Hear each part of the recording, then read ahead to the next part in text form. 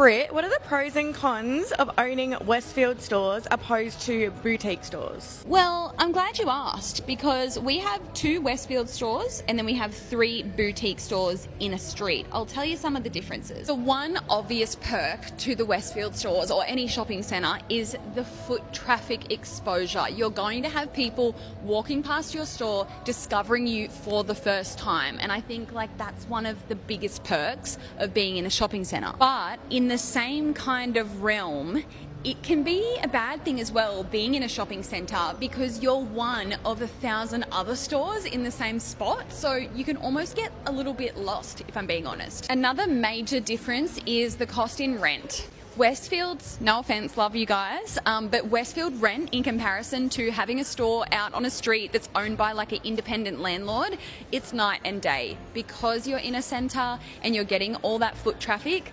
Westfield's or shopping centres in general are far more expensive when it comes to rent, and that's kind of a downfall, but it's the price that you pay. Another big difference is trading hours. When you have a boutique store, you can kind of pick and choose your own hours, whereas if you're in a shopping centre, they will have centre hours and they can be quite strict on you adhering to those hours, even if it's really early or really late. Or another thing you have to think about is Christmas trade.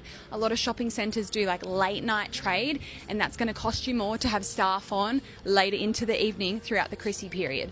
And no one really wants to work those hours, do they? But you just got to do it. Another really random one, if you're in a boutique or a shopping centre, is how your staff's lunch break will look. For example, in a shopping centre, they have food courts and lots of options, so I guess that's a perk to being in a shopping centre, whereas if you're somewhere random, there might not be as many options for your staff to go and do things on their lunch break. But also, maybe it's dangerous because if you're in a Westfield on your lunch break, you're going to be more likely to shop. So another one is parking. Parking in a shopping centre inherently is more convenient because there's more options, whereas if you're in a bit more of a random location, your customers may have to spend a bit more time finding a park. But again, if you've got a shop that people want to come to, they'll find a park.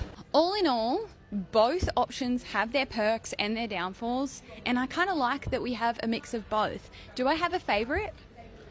Maybe the boutiques. I'll have to do another video on the perks of having a boutique, but I'm glad that we have both options. So if you haven't come in and visited us recently, what are you doing? Britt, what are the pros and cons of owning Westfield stores opposed to boutique stores? Well, I'm glad you asked because we have 2 Westfield stores and then we have 3 boutique stores in a street. I'll tell you some of the differences. The one obvious perk to the Westfield stores or any shopping